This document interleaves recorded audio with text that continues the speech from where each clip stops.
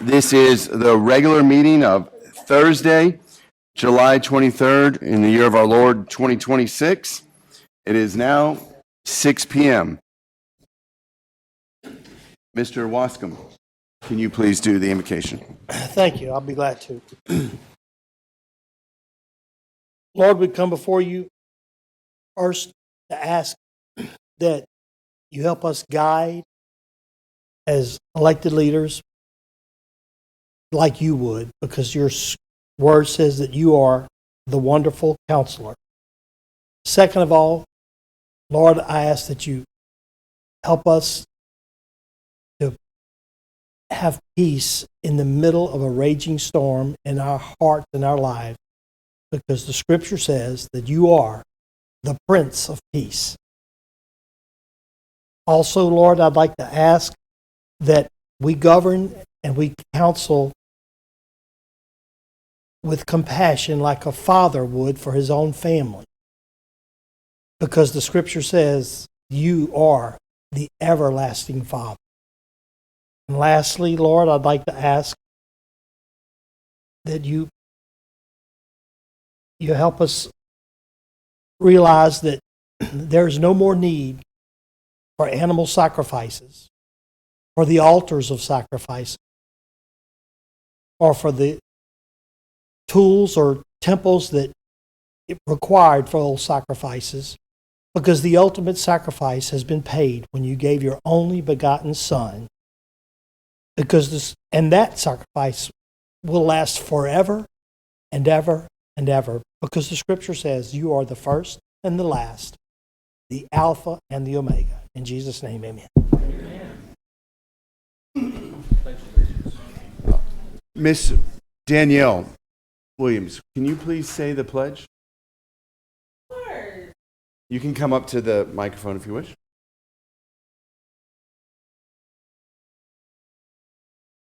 A pledge of allegiance to the flag of the United States of America and to the republic for which it stands, one nation, under God, indivisible, with liberty and justice for all. Thank you.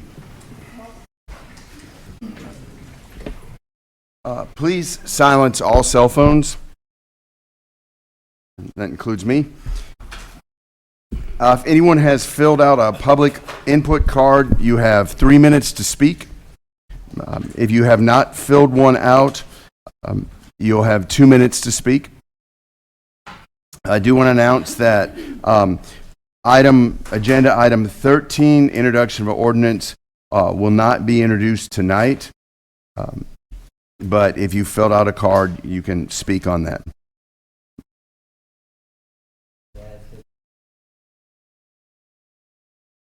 Yes. I have reviewed it. Everything appears to be in order.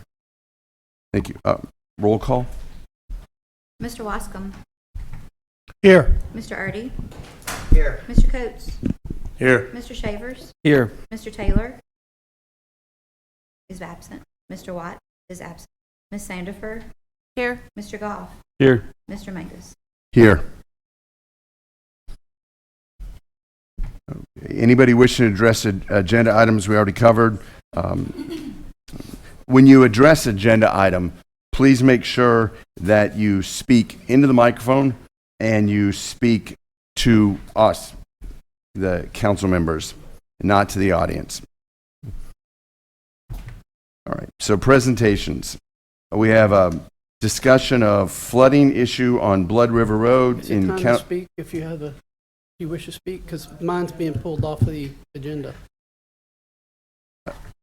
Okay. Yes, sir. When we get to, when we get to agenda item 13, you will absolutely get to speak.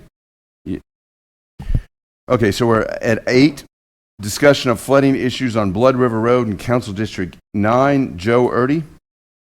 Mr. Erdy? Yes, I've been dealing with this for my constituents for quite a long time now on this particular area where Blood River Road comes through a certain area of my district.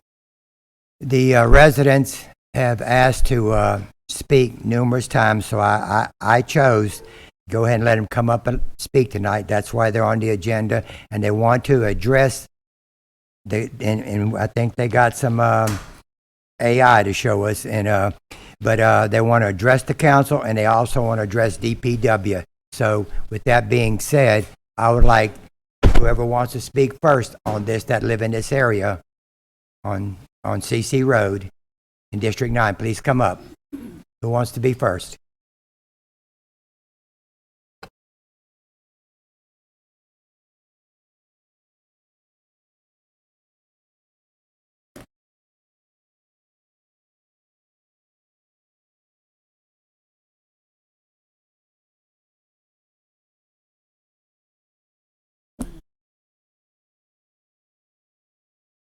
Oh, we should gotta hook that up.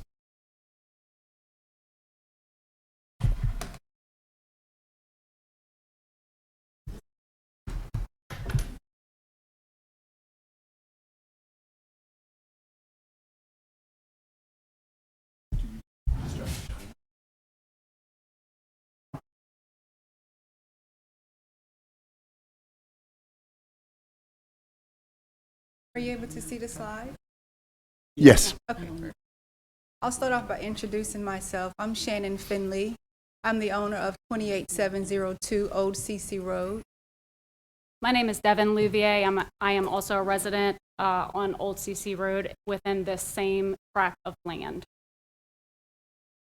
So what we put together for you guys today is a little slideshow showing you guys the issues we're having with draining and erosion concerns that we have off of Old CC Road.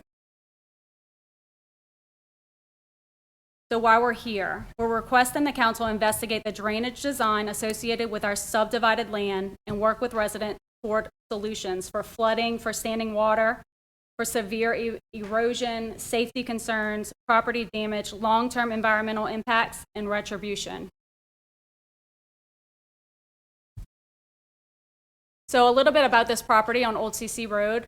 It was once a cow pasture that an investor, the reason I put the investor on the front page, Ben Morales, is the investor, and the real estate agent is Allison Luaza. I wanted those names to be thrown around out here because they are frequent developers here in Livingston Parish, and what we are dealing with right now is a nightmare, and they are not holding themselves accountable for this. So a little bit background of the property. It was around 30 acres, 50 total, and it was subdivided into 2 and 3 acre lots, some of which we have purchased. Correct. Okay, for residential construction. Since it's been sold, 3 homes have already started construction, where myself Hines. and one other family. So now we're experiencing, now that we're on the property a lot, we're starting to build, we're seeing the extent of the flood and the erosion problems that we're having.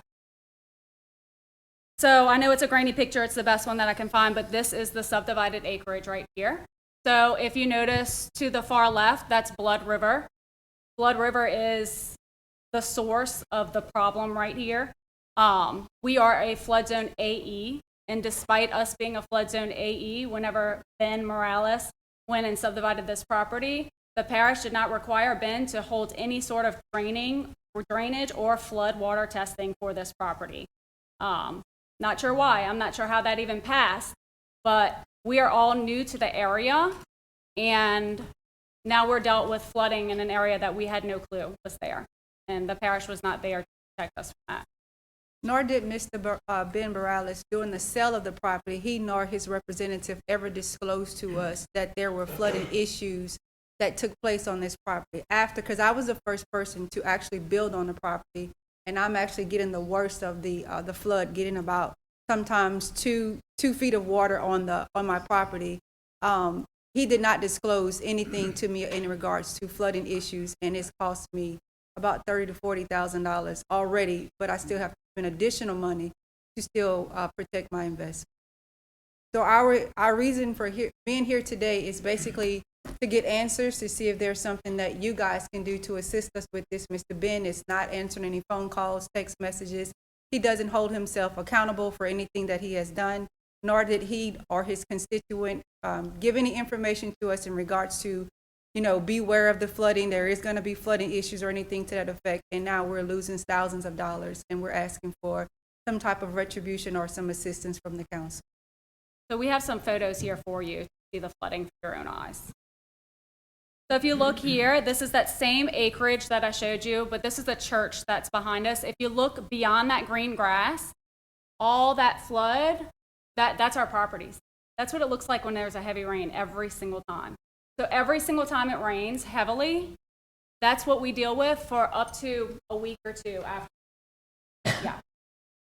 Sorry, I don't mean to interrupt, but how many inches of rain are what's the generalization on how much rain you get when this occurs?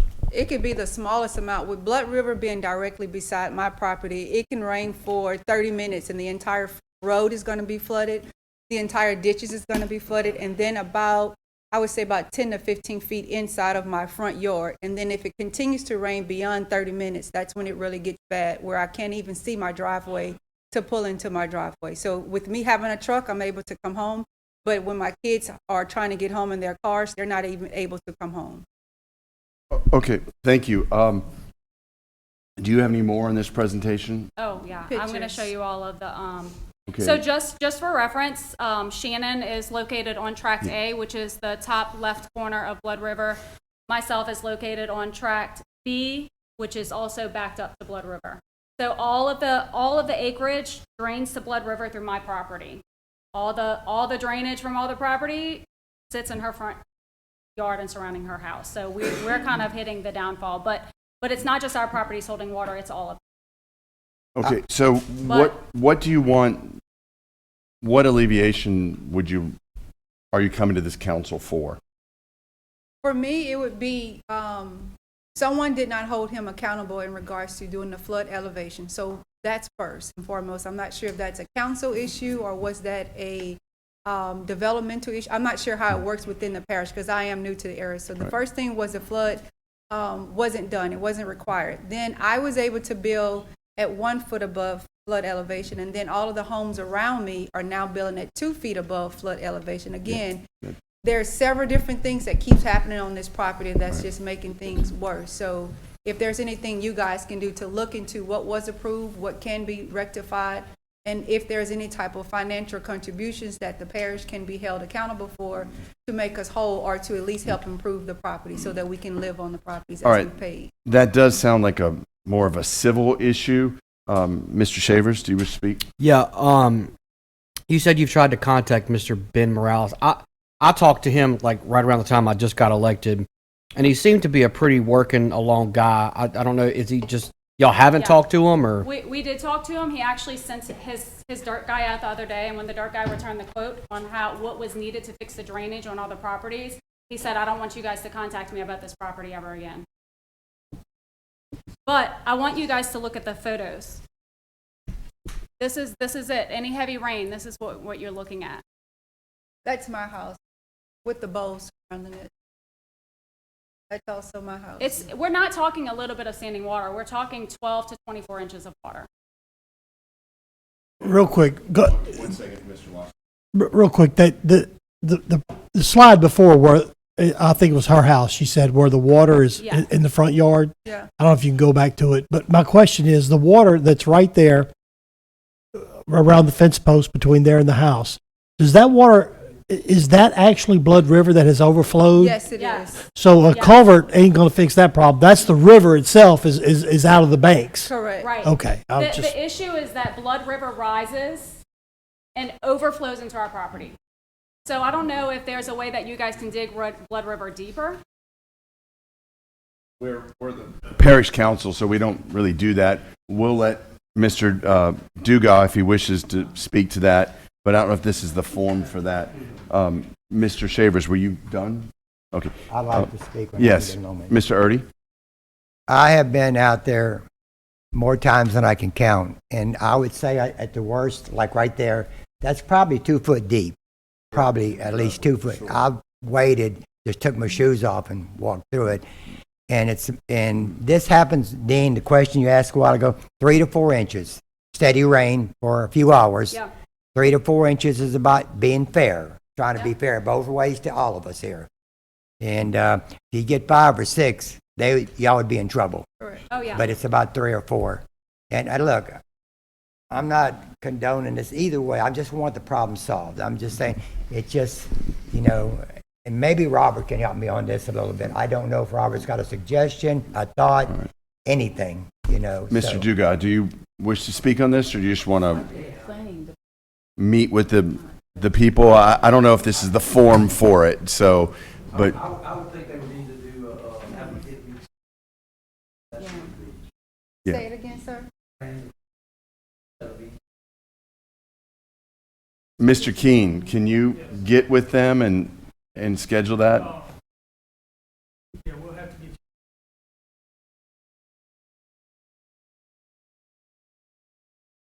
you. Mike's good. What she wants to see. Oh.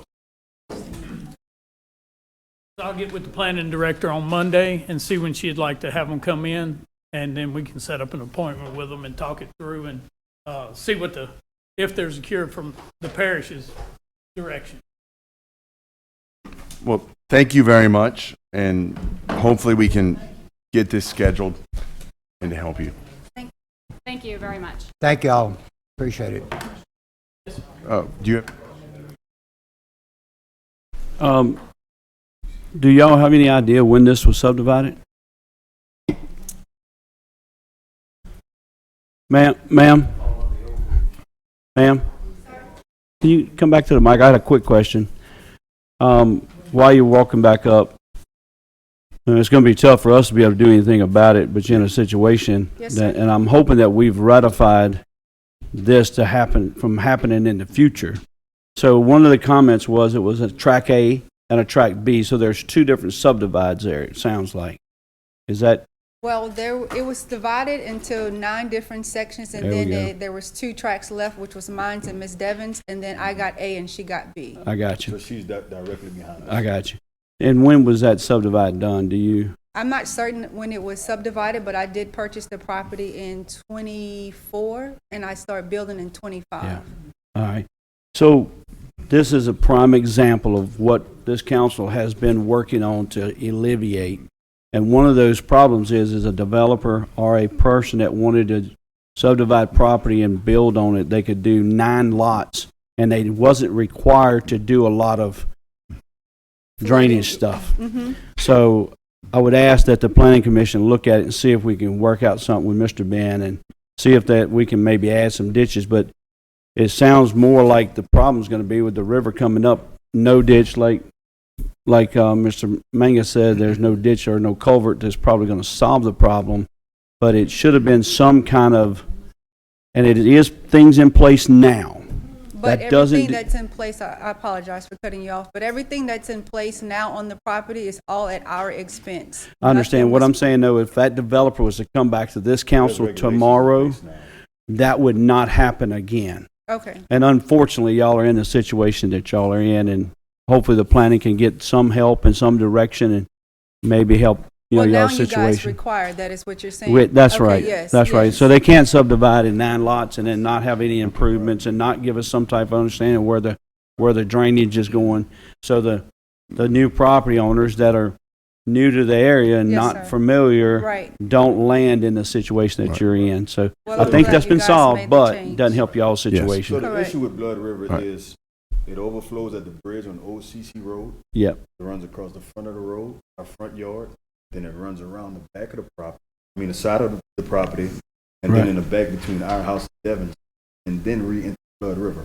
I So got there's you. a running current from the front road all the way around the house to the back. I got you. And we brought in tons of dirt. Yeah. So I would suggest, like Mr. Dugas, get with planning, and then y'all can discuss all those options and see if there's some way that we can somehow do something to help. But Yes, sir. All right, thank you. Thank I'm just you. saying he can't come up here and do that again. I promise you. All right, I Ms. pray so. Sandifer has Thank a you. question. I have a Yes, question. dear. What you purchased it in 2024, yeah, correct? Yes, Yes. ma'am. What month? I want to say it was August. August. Yes, And ma'am. you're the first piece, that's the first parcel or piece I of was land. the first one The to first start one to build. building. Do you know when the first piece was sold? No, ma'am, I'm You don't not know. sure. Okay, thank you so much. Okay. You're welcome. Mr. Erdy, it'll be the last one on this. Thank you. Okay, I just want to say we keep talking about the bridge, and I can say that probably 3 to 5 times, I've saw the water be over the bridge, all the way over, probably this high, running over the top of the bridge. It gets up so quick. It goes down quick. Yes. But it gets up so quick, and I don't know how to answer that. Well, I think it's because it dead ends that way where the water comes in from, and it may be a lot of runoff coming into the Blood River. Yeah, I know it serves Blood a lot of River is no runoff. wider than this. you know, It comes so- up and goes down. I get it, you know. Hey, can you come up to the microphone, please? And so the feed picks you up. Who approves a parcel of land to be subdivided? Is it the planning committee or? Yes, that's the planning committee. Mr. Keene, do you want to answer that? So that's done administratively through the planning department on minor resubs, which this is. For the record, Mr. Keene, can you tell your name Oh, I'm and the position? zoning administrator for Livingston Parish. So on minor resubs, there are no requirements. There were no requirements on drainage or anything. So the council has changed it now when minor resub is 6 maximum. And then you have to wait 3 years to subdivide any more of the same property. And then you have to do a drainage study on the whole place. So we're trying, me and Ryan were just talking about minor resubs before we came out tonight because it's an issue. I was on the council for 8 years and it's always been an issue. Because there's no drainage requirements. So when did the And it's drainage on a requirement private change? road, so there's no parish work can be done on that road. So the drainage requirement, they just came into. Yeah, they passed it sometime in 25. Right, yeah. We saw the problem, and one of the problems is when you got someone that just has a piece of property that's family and they want to subdivide, you got to be careful because you shove a lot of unnecessary cost on them. So they have to bring their plan to the planning department. If the planning department feels anything wishy-washy with it, they bring it to us and basically say that, we suggest that you require them to do a drainage impact study. Before, they did not even have to give us any drainage laterals or, so if it was your property and it was happening before, they could have put some ditches in there that we would be the one maintain. You probably have no servitude for drainage on your property at all, and that's what we corrected. We made it to where they have to come to us and say what they're doing and try to make sure that this doesn't happen again. So we have things in place that can require them to put a ditch here, put a ditch here, put a ditch here, and then there's also requirements that we can say, we can't do anything for you until you get a drainage impact study. Right, and Even at the first subdivide. they'll find out some of this in the meeting with planning, Mr. Keene, and all that. Okay, I do have one question. You said that the servitude was not required. Well, Ben was required to put a servitude, but he didn't create the servitude. No, ma'am, he was not required to. So he just did that for fun. And when it's 3 acres, a lot of time it's just. No, he did it for the entire property. I understand. All of it. And that's the way it was. I hate to say back then, but that's the way it was back then. You could take 9 lots, divide it up, put a private road down to there. Your road's probably private. It probably is not a parish road. So all maintenance on that private road is yours. The reason you're going from 1 foot to 2 foot is that we have been moving forward to get everybody where we don't have to pay as much flood insurance. And one of those requirements from the federal standpoint is that we go to 2 foot above flood stage. Right. So you got caught in the middle there between 1 foot above flood stage and 2 foot above flood stage, which in your house was probably about $15,000 difference. But that's what would have been required. That's what your new neighbors are going to be required to do. But I would suggest is get with the planning. Yeah, we'll get with you We before can't solve it tonight, but they get all can get y'all's with you and contact maybe come information, up and with I'll some contact creative y'all solutions. All next right, week and see thank when we you. set up Thank you time. very much. Okay, moving on to number 9, we have the parish president's report.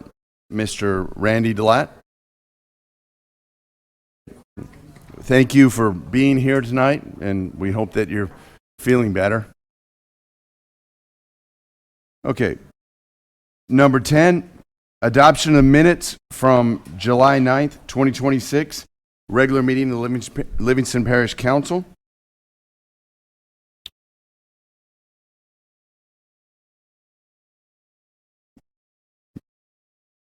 We're going to find out, but first of all, I need a motion. I'll make that motion. Do we have a second? Thank you. We have a motion made by Mr. Goff to adopt the minutes, and Mr. Shavers seconded it. Vote on your computer.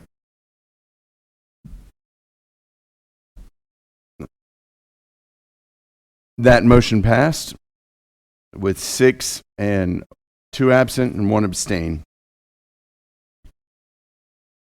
Number 11, Livingston Parish Zoning Commission. We have 2 that have been deferred until the 8/13 meeting. I'll read those 2, and then I'm going to request that we can adopt E through H as one. C. Thank you. C through 8. All right. Case 26-39 10444 Jubin Court, parcel number 0090670, R2 to C1, Council District 7. That's deferred to 8/13 meeting. Case 26-40 10360 Castle Road, parcel 0100222, R2 to C1, Council District 7, deferred to 8/13. Okay, then you want me to read? Sure. If you want to. All right. Case 26, this is 11C. Case 26-42, 31533 Netterville Road, parcel number 0497107, R1 to R1.5 in Council District 3. 11D, case 26-43, LA Highway 441, parcel numbers 0177444A, S&B to R1 in Council District 9.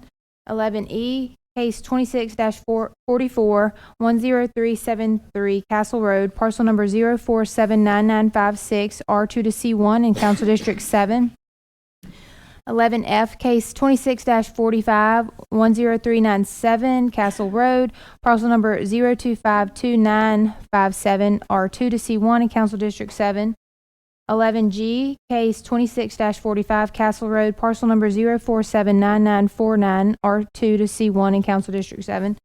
11H, case number 26-45 Castle Road, parcel number 0515379, R2 to C1 in Council District 7, and all of them come with recommendations of approval from the Zoning Commission. Yes, and with all of those, there was only one no vote, single vote, not even a no for the whole issue, so that was pretty much unanimous. All right, I make so a motion that we approve the consent agenda that was just listed. okay, we have a motion by Mr. Goff, seconded by Mr. Wascom, to approve items C through H. Vote on your, do we have any discussion? Okay, vote on your computer.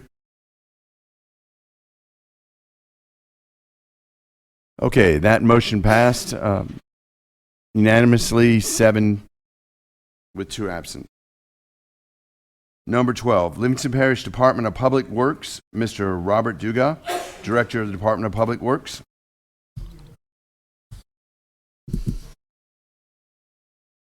Yes, Mr. Duga. Ready. I'm ready. Go. All right, we have Hidden Lakes, third filing. You want to accept the roads and improvements into the parish maintenance system. So tell us about that. It's ready. It's ready. All right. Define ready. All the inspections have been done according to everything's been built to the parish standard, and the 18-month warranty period's up. Okay, so that's to accept the roads and improvements in the parish maintenance system for Hidden Lakes, a third filing. Let's see. And then 2 is release $160,163.93 of the maintenance bond. Right. Yes.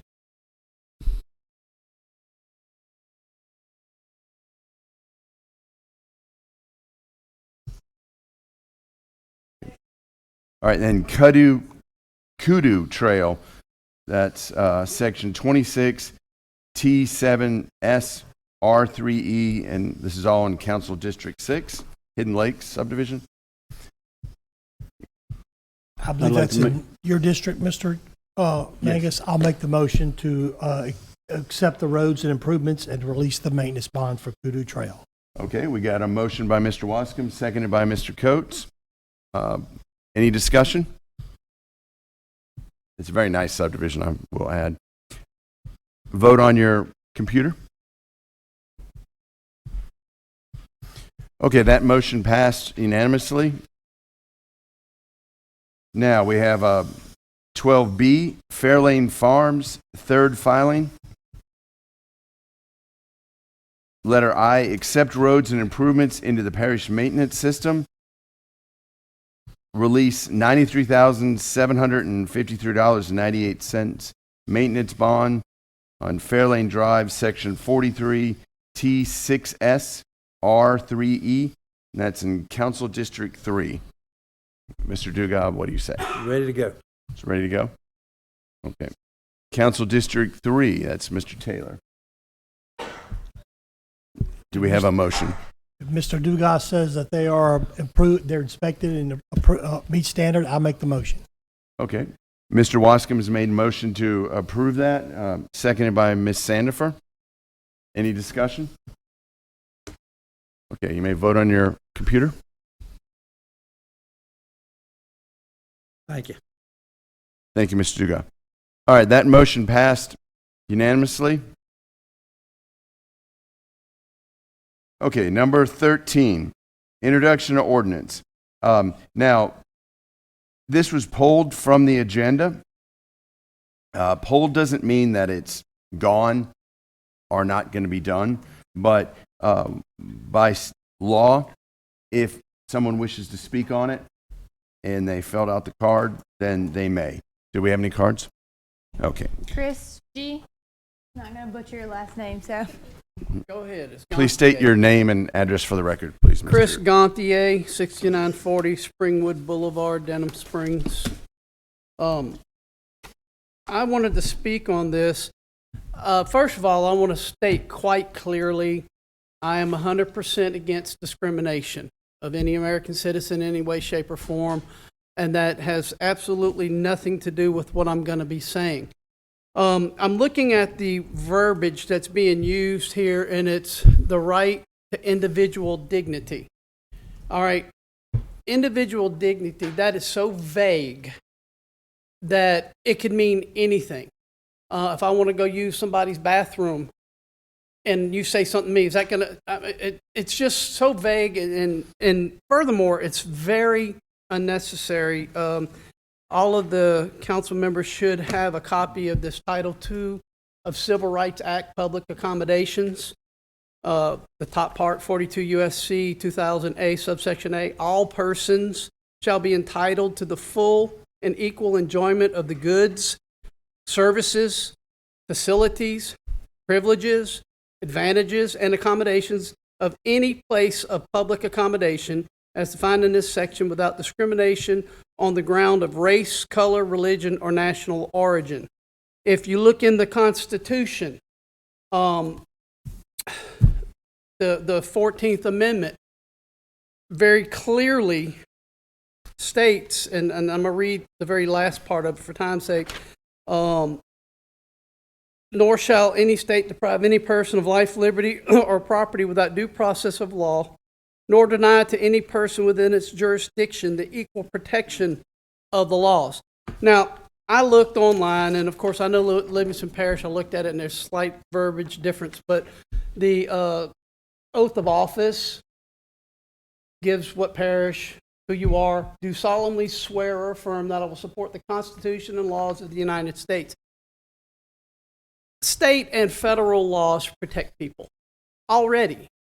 And when you give, it's like saying the same thing. It's redundant, it's unnecessary, but it also, the verbiage that's used is so ambiguous and unclear that it could just open up to so many frivolous and stupid challenges, if you will.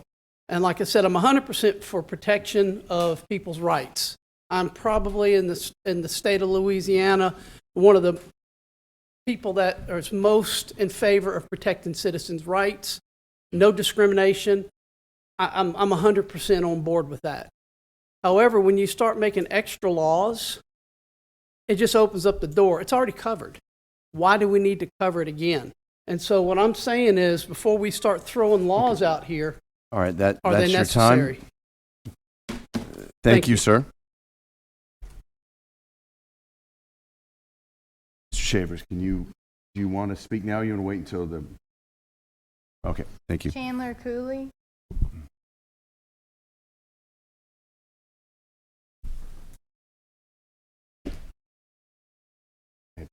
Hello. I just have a question. I just want to know why it was pulled. I can answer that. It was pulled because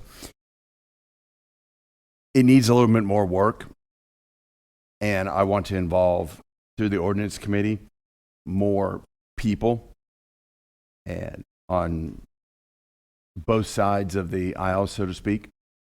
So pulled doesn't mean dead, finished.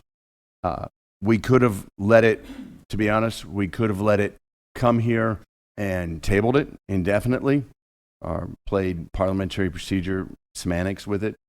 I thought this was the best way to handle it at the time.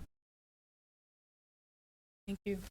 And I did want to say one thing really quick, if I'm allowed to speak to Mr. G's point. Redundancy is not always bad. We start this meeting and every meeting in the parish with an invocation and a pledge of allegiance. So I do understand that.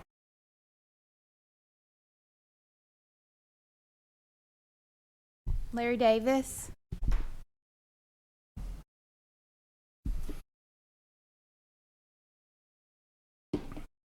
Thank you, Mr. Chairman and Council. I just want to echo something that's already been said, is that, our country doesn't need to continue to kick the dead horse and beat it. We've had civil wars. We've had debates over this issue. Livingston Parish is not a racist parish. It's all about character. It's all about how you present yourself. And we have boards and positions that govern these procedures. And I believe that there was a governor's race some years back where one of the governor candidates was a part of a racial movement, and he was being chastised by a moderator. And that governor candidate responded back to the moderator, and he says, I hope that you forgive me for the choices that I made in my youth, and you don't judge me for it. But to tell me that you don't say choice words when you leave this place about the people who have my skin color, then you must be wrong. And we either have to say that all cuss words are wrong, or we accept certain ones. And it's incumbent on this body to be a representative part of government, not based on people who get upset and emotional about something that they find inappropriate. This is a representative body for a reason, to represent the majority of the views of the community. When we start to create laws that have already been passed down through the 14th Amendment, through the Revolutionary War, and Supreme Court precedent, all we're doing is reviving things that have already been settled. We don't have to continue to go above and beyond to prove what we are not. In fact, if we have to continue to prove what we are not, it kind of brings into question, are you? And so I just encourage this body. I've been before many of you, all of you know, I've had opportunities to serve this parish in a multitude of ways. And some of us disagree on policy. That's the American way. Let's continue to disagree on policy. Let's continue to debate ideas. Let's not continue to bring this race word up. It is tearing our country apart, and it does not need to happen in this parish. And I won't stand for it, because there's a lot of us that move from Baton Rouge into this parish as a safe haven. We need to continue to coalesce. All right. Thank you. Thank you, Mr. Ming. All right. Do we have any more speakers? Okay. Trey Cowell.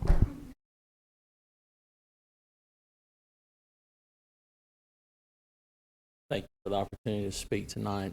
Obviously, I serve in this parish. Glad to serve in this parish. Can you state your name? Oh, yeah, and sorry, Trey Cal, District number 8. And took a second. And again, I'm glad to serve in this parish. And as I look at this ordinance, I'm assuming that it's been pulled tonight for introduction because there are some changes to be made. And so I would just like to mention a couple of the concerns that are on my mind that may need to be looked at when you make these changes. Number one is obviously, I do not believe it is legal to be able, I'm not a lawyer, obviously, but it is not illegal to add language to an already constitute to the oath to the Constitution. You can, it's put in law. Y'all take an oath to uphold the Constitution, state of Louisiana, this parish, so forth. We can take that, but when you add that to that oath, it becomes an illegal operation. And the wording that is in the second oath that only the employees and the board appointments take, not y'all. So this is all of a sudden becoming an ordinance that is, good for us, but not for y'all when we're adding this language. So the language needs to be, do you want us to take the oath that y'all take? Fine, we'll take it. But when you add something else to it, you're broadening the range that that's going to get us into some frivolous lawsuits that don't need to happen because it is so broad that it gets to the point that it impedes even upon my own religious freedoms and the rights that I have as a minister. Mm-hmm. And so, again, it leads to something not needed. And so I would suggest, just making it simple. It ain't got to be rocket science. I believe we're creating a problem. Hopefully for a solution of another problem. Right. And so I would suggest maybe, I don't know all the credentials of Mr. Marley who wrote this. And by the way, I don't remember the council approving somebody else to write this kind of ordinance outside of our already district attorney. And so I would like to know that as well. But anyway, I would, that's my thoughts and the things that need to be tightened up in the ordinance that I read. Appreciate y'all's time. Thank you. Pastor Keller.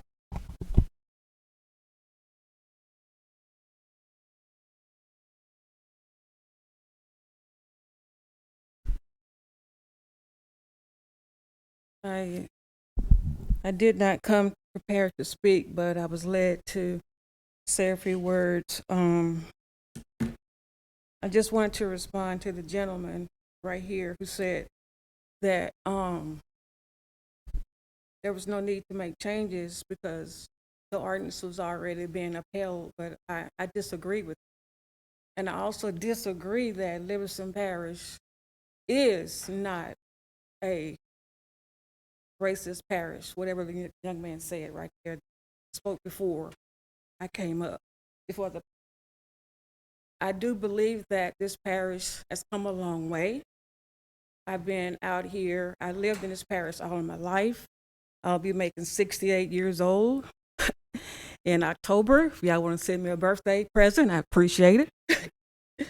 But I can tell you a few things about this parish, okay? And I'm not going to get into all of that, but things are still happening, whether you guys want to believe it or not. This is a racist parish, and we got to stay on top of it and don't go backwards and go forward and address things as we see them, not as we hope to see them, as we see them and deal with them and not sugarcoat what we're dealing with. Stop sugarcoating what is real. Stop sugarcoating what is real. We don't want to make things complicated. We don't. We just want to be fair and treat people like they want to be treated. We don't want to reinvent the wheel, make things complicated. We don't. But neither do we want to be called the N-word either. This is 2026. Thank you, Pastor Keller. I think just as a personal aside, the fact that so many people came here tonight and that care and are concerned and have reached out, I can speak, I think, for the whole council, that we all received multiple phone calls and emails about this proposed ordinance, and I think that's good. I think that shows that we are trying and that we care, all of us. I want So, to yield the rest of my time to Danielle Robertson, if I may. I didn't use all of my time. Oh, we don't do that, but if she filled out a card, she has a card, yes, that's fine. Thank you. Danielle Robin. Hi, guys. Thank you for the opportunity to speak. I didn't know that it would be an open forum tonight for comments as well, but I think that It's really not. I'm sorry to interrupt. It's really not. Stop the clock. I'm just choosing it. Yeah. No, but go ahead. Okay. We're allowing because it was polled. So Okay. if we just would have done the introduction, you wouldn't Be speaking. right. So Okay. So I think that there is some confusion with what we are doing here, that the ordinance and the Constitution are two separate things. It is my understanding from being at the ordinance committee meeting that the council members, do have to take an oath. That is what was explained to me. Also, it was explained that board members, however, are not required to take any oath. We've also depends on the board. Yes. Yeah, they have not. They're not taking any oath. So in the ordinance, it's requiring board members to be held to a higher standard and for them to be held accountable for their actions, because of now, as right now, there is nothing in place for the 42 boards across Livingston Parish. I too agree. Two things can be true at the same time. There are people who live in Livingston Parish who are not racist, and there are people who live in Livingston Parish who are racist. We have evolved, but we have not got there yet. Are we there yet? No. So there is a need for us to hold people accountable, especially when they are taking civil offices and they are going to sit and represent the entire parish of Livingston Parish, everybody. And so there is a need for us to put something in place to hold people accountable for that type of behavior. And also, there is a need for us to put in policies and procedures to vet board members. There should be something in place to where we are looking into the people that we are appointing to these boards. Background checks, reference checks, making sure that they are not just qualified because they can read and write, but that they have some type of moral integrity and character as well. We don't have that in place. And then also, Sorry to interrupt, but that is another reason that we stop the clock, because I get that- 2 more I'll seconds give on there. like I got into watching FIFA. You know, we Okay. can, at the end of your time, we can Yeah. the referee can add more. That's one of the things that we're looking at as far as this council has. Speaking with, if I may paraphrase Ms. Teal, previous councils had looked into reference letters, and some of us do that. I know Ms. Sandifer told me that she requires reference letters and other things from your people. I've asked several times for the council to require reference letters, to vet them, resumes, letters of recommendation, and I do an interview process with mine. Right. I think it should be standard. But you can only speak for yourself and Yes, what ma'am. you do. But Right, it is and that's not one a of the things we're requirement. working at. Yeah. Right. It's not a requirement as of now. Yeah. Also, because we got here because of a racist comment being said by someone who held that was a civil servant. But there was nothing that could be done about it. Right, 'cause it's not somebody of the we board. appoint. Yeah. But you guys appoint those board members. And so you should have the power to dismantle those boards and to remove those people. That was not done. Everyone should be held accountable. And that has not been done. And we have not been given an explanation as to why that board has not been dismantled. And Councilwoman Sandifer, you have 3, and I think Mr. Billy has 2? One. 1. But they can be removed, and they have not. They have not. All right. I would like to Thank reply you. to that, if I could. Yes, ma'am, I have reappointed 3, but there are 2 on there currently that are expired and rolling over, and those are not my appointment. Right. But the ones that you have, how many do you have? 3. 3. Yes, ma'am. So my question to you is, at any time, can you pull them? Because you appointed them. That's not just a black and white question. That there's a lot of gray I there. think my question may answer Right. that. So thank you very much for your time and for speaking to us. I just wanted to say something. Yes, Mr. Shavers. I want to ask the attorney. So, looking at the bigger picture, right? So we had an employee of a department make a racial comment. He's obviously not a board member. He's an employee. The parish council appoints to that board. What are the laws for us? And this may answer Aaron's question or her question. What are the laws? What's the boundary of pulling board members off? I know our board members didn't say this racial slur, but what are the laws for that? It has to be for cause, and it has to have, simply because they're on the board and there's an action of an employee, I think you just kind of hit on it. Just because they're on the board wouldn't legally qualify as cause, as a reason for pulling. So to answer your question, so we as a council, we can't go to that board. Let's just say, and I think it did. They voted not. I think they voted to suspend him and not to fire him. So we can't go to that board and say we don't like what you did. We're going to pull off the ones that voted to. We just can't. And I could be wrong, but that's against the law to do that. Just against state statute. Yeah, Against state statute too. But if we went forward with the ordinance that Councilman Mangus presented, then we would move to at least investigating these things. Because right now there is no investigation. So this ordinance to have them sign an oath of office as we do, it still doesn't give us the authority to just pull them. We can do that now if they make racial discrimination comments. We can do that right now. Mm-hmm. Any board member that we feel has acted out of our representation, we can pull them. We don't need this oath to do that. Mm-hmm. So I know we pulled the agenda item, and I'm not going to elaborate on it any further, but boards also do have bylaws that they have to follow.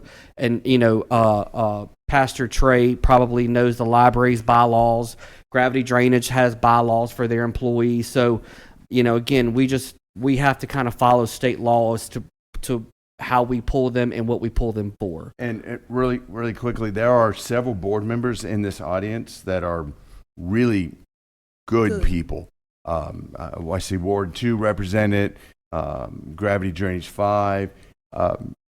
And so the fact that we're all coming together and we're working on this is, I think, a good thing. I do as well. Mr. Goff, do you need to say anything, or can I move on? Okay. Thank you. Mr. Goff. So I have a couple different things. Miss Deborah hit the nail on the head, but this young lady that stepped up to the podium explained everything that everyone needs to know, right? And everyone that come up to this podium tonight and here tonight are correct. But she defined it and described it better than anybody so far, and that is, and I don't know how the ordinance and all that stuff, but to me it needs to be an ordinance and a policy. So the requirement for a board member is that they take the oath of office just like this seating council, just like that parish president does every single time. And that way you put that individual, just like Mr. Trey Cow, he would have to do the same thing. He would have to honor that oath of office. Now, that has been challenged. It's got a lot of things behind it. And then where is the real problem? The real problem is we had a conduct that didn't have no direction or path how to handle it. And a policy that we need to put in place is to say, as a parish council, this is the way we expect it to be handled. And in that policy, if it is not, it will be this council's responsibility to act in appropriately. And that could be including removing the individual that had the action, and our board members if they frivolously do not do what they're supposed to do. The difficulty here is, one, I signed up to be on a gravity drainage district board. I never take an oath in office. We need to make sure they take the oath of office. It's filed here at this council, and that they know that this is a serious position. You're taking an oath to follow these guidelines. Then we need to have a policy to say if a racial conduct is taking place, then we expect it to be handled this way. That way, we're making a statement based on a racial comment to continue moving this parish. And I agree with Ms. Deborah, but we're making a statement that we're going to make a policy that we're going to continue to move this parish in the right direction for all people of this parish. So that's where I'm at, and that's where I would like for them to look at, and Mr. Marty or whoever. I want us to adopt an ordinance, because it's law, that if you are on one of these 42 board members, you will take the oath of office, right? It will be notified. It will be documented by their attorney. Now, all these attorneys can give the oath of office. He can fill out the paperwork, and he can submit it, and anyone that wants to look at them can look at them. Then we need to set up a policy. I don't know that it needs to be an ordinance, but it needs to be a policy of this board that any of our 42 boards have an issue. This is how we expect to handle it. And we need to give them the latitude to do their job for it not to come here. But if they don't do their job, we need to have the ability to bring it here. I'm done. All right. Well, thank you. Thank you for the debate. All right, moving on to number 14. This is adopt a resolution to authorize a waiver of section 125-37(4) requirements for minor subdivisions for the number of lots on a servitude located off Hammock Road in Council District 6 for William A. Wright. Adrian Bordelon, I have a comment on this item. Okay, wait one second. Do you have a card? I don't need a card. I get 2 minutes. Okay, which one do you want to comment on? Number 14. Okay, can you wait until Mr. Wright? I'll give you 2 minutes. Can you wait until Mr. Wright comes up first? Sure. Thank you. As long as I get the comment before you vote. You will.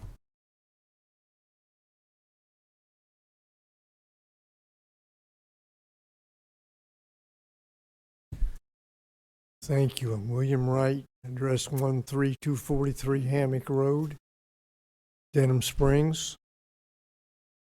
Thank you for allowing me to speak this evening. I'm requesting approval to subdivide 2.2 acres on 6E off of Hammock Road. There are 2 addresses on this plot of land. 13243 on the north side, of which I inhabit, and 13247 on the south side of the property, of which a single mom and her family live in at this time. And I'm requesting permission to subdivide it so that there would be 2 parcels of land, 1 at each address.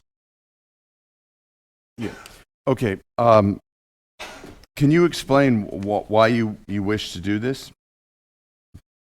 I'd like to,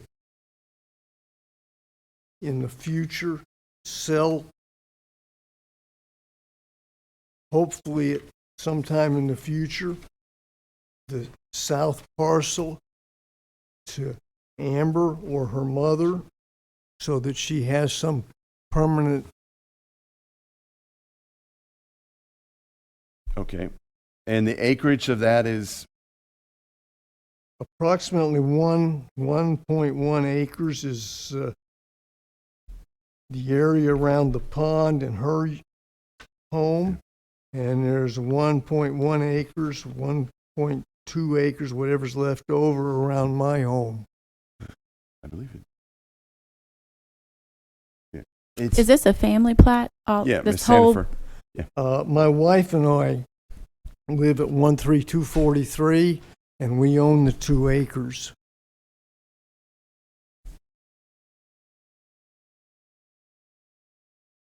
Yeah, Miss.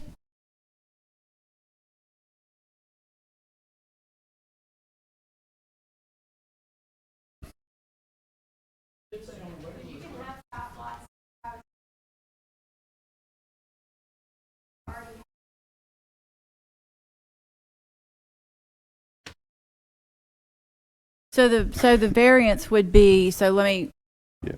attorney help, please. So the variance would be to allow 5 lots on a private servitude because one is less than half of an acre. Yes. Less than 1 acre. Less than you 1 got acre. it. That's it. But it's zoned R1, not R.5. Is that the issue too? That's a whole different waiver. Okay.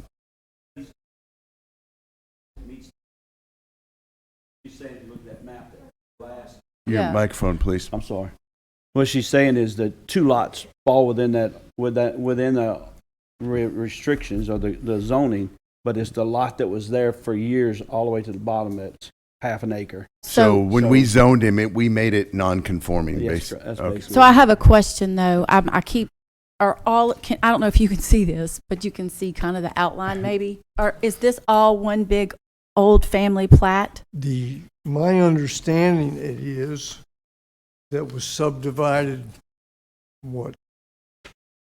A, B, C, D, E, and F. Yeah. F being the 21 acres just north of me. Yes. That is my understanding, yes. Okay. It's in your area. Yeah. That's I can't. Are there letters of no objection from the other landowners that are on this private servitude? I haven't gathered them, but I could. Okay. Okay. I went out there and saw it, so it's not. The only question I have is people that I turned it off, sorry. The people that are on that servitude, are they all family members? No. No, sir. Okay. Thank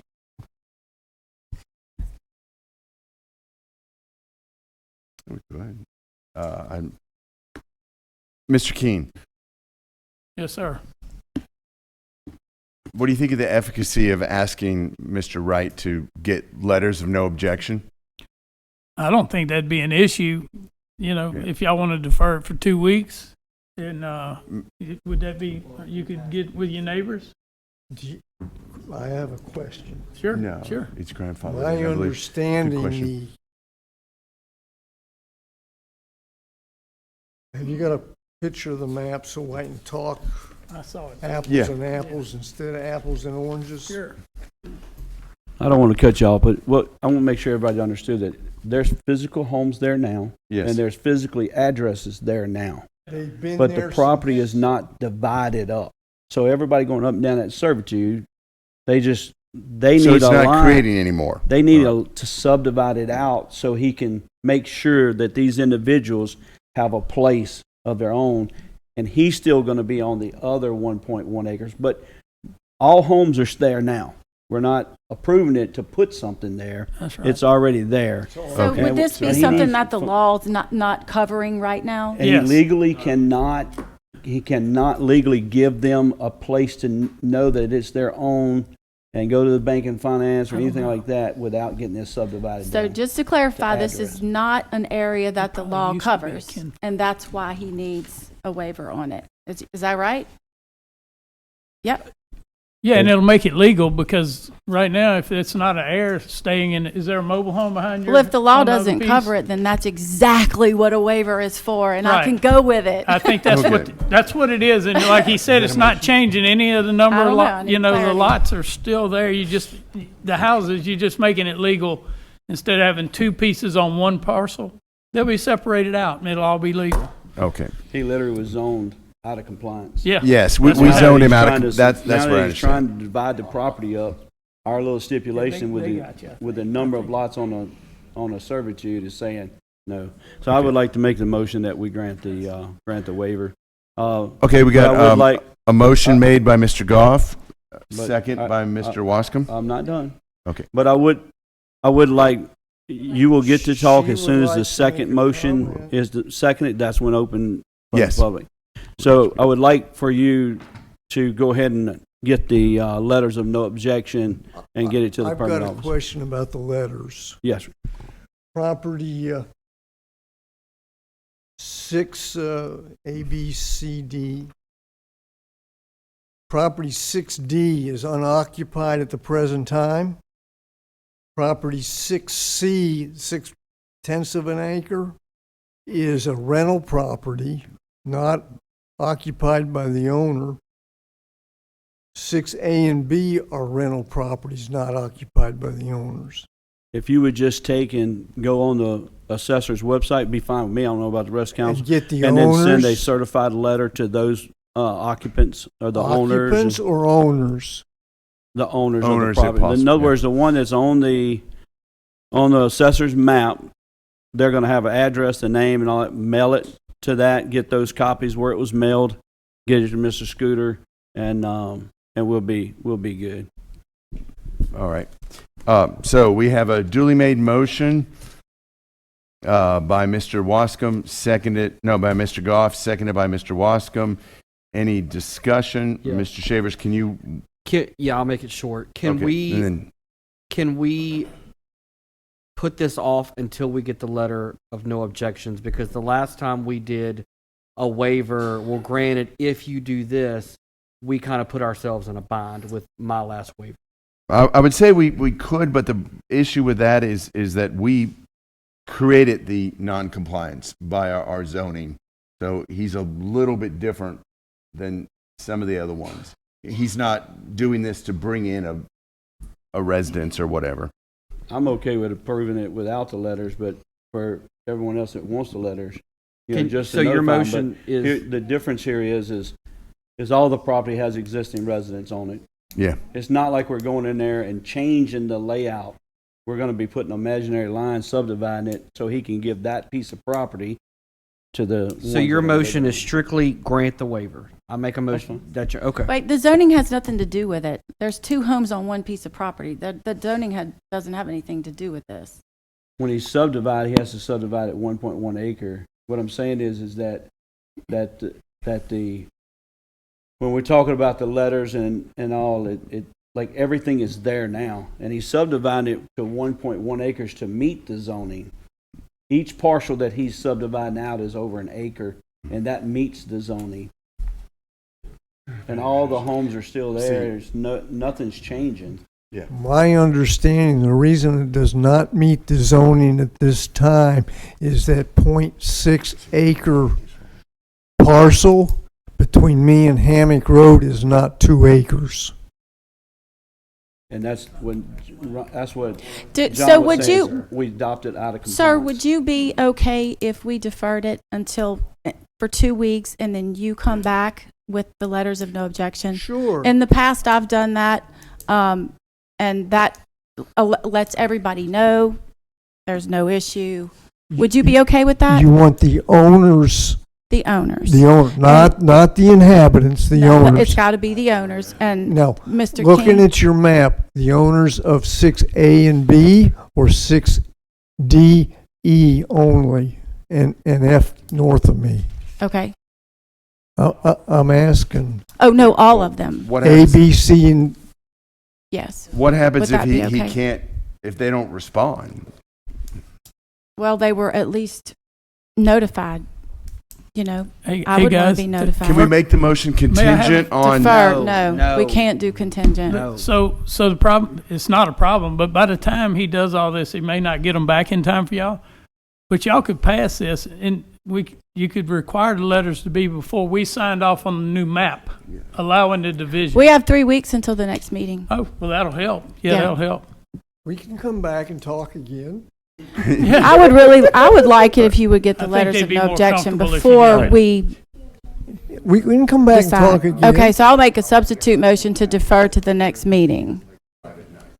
We need to say it again. And Mr. Wright, if you have do a agree to do substitute that, motion.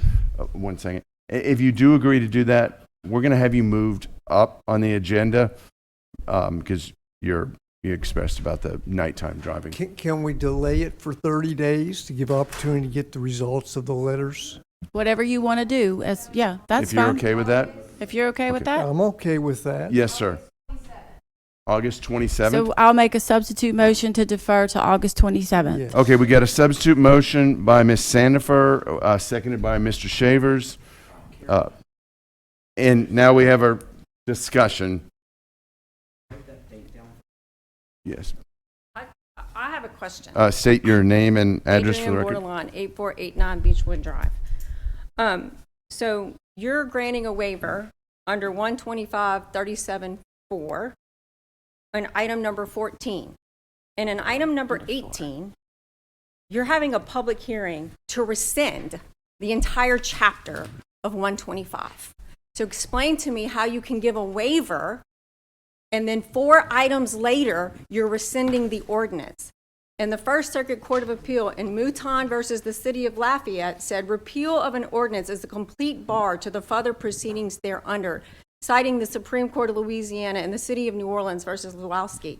So if you're going to abolish Chapter 125 in 4 items, how can you be giving a waiver today in 14? Thank you.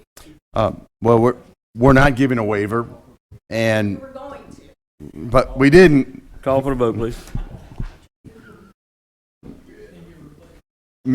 Thank you, Mr. Wright. All right, so Thank now you, we need to Mr. vote. Wright. Any discussion anymore? All right, let's vote on this. To August 27th? He said 30 days. Okay. Ready? Okay. Vote on your computer. Okay, that passed unanimously. Thank you, Mr. Wright. Okay, item number 15. Amend LPR 26-199 that was previously adopted on June 25th, 2026, council meeting, removing items 20A, 20B, 20E, 20F, and 20G. Can I clarify something? Yes, you may. This was a clerical error on my part when I was doing the minutes. When I copied and pasted, I forgot to pull these items because they were pulled during the meeting. So the vote was correct, but me doing the minutes, I messed it up. So whoever makes the motion, can we clarify this will also reflect in the June 25th, 2026 minutes? Okay. Do we have a motion? Mr. Erdy, and your motion is to adopt the minutes as amended, or? So we're amending LPR 26-199 to only include 20C and D, and that will also be reflected in the June 25th minute. Okay, we have a second? Thank you. We have a duly made motion by Mr. Erdy, seconded by Mr. Wascom. Any discussion? Okay, vote on your computer. That motion passed unanimously. Okay, number 16, public hearing and adoption of LP Ordinance 2618. Can you read that by title, please? Yep, this is LP ordinance Proposed LP ordinance 26-18, an ordinance to acquire immovable property for the parish of Livingston pursuant to the Flood Mitigation Assistance Program, project number EMT-2022-FM-003-0003-Livingston Parish. Okay. Do we have a motion? Oh, we have to open for discussion. Open public hearing. Thank you, ladies. All right, with no discussion, no public hearing, we close the public hearing. Do we have to have a motion? We need a motion. Mr. Shavers made the motion. Do you have a second? Mr. Coates seconded it. Any discussion? Okay, vote on your computer. Okay, that motion passed unanimously.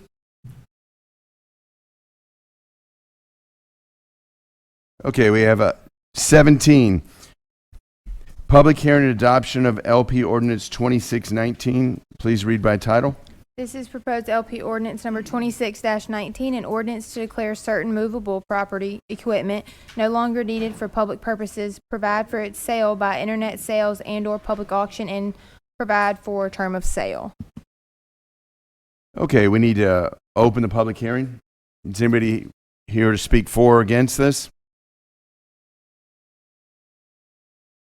All right, close the public hearing. Do we have a motion? Mr. Shavers made the motion. It's a bus. Yes. Good question. Is that okay, Mr. Warren? Second by Mr. Coates. Good. Okay. Any discussion?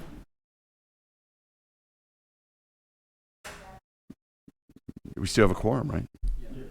All right. Vote on your iPad? On your PC, excuse me. Okay, that motion passed unanimously. Okay, I want to make a change to the agenda. I'm just going to move. We're going to move item 19. That was just item 18 after item 19. 19 to before 18. Yes. This is proposed LP ordinance 26-15, an ordinance to adopt a unified land development code for Livingston Parish, providing the consolidation and reorganization of land use, zoning, subdivision, development regulations at Part 3, Unified Land Development Code of the Code of Ordinances.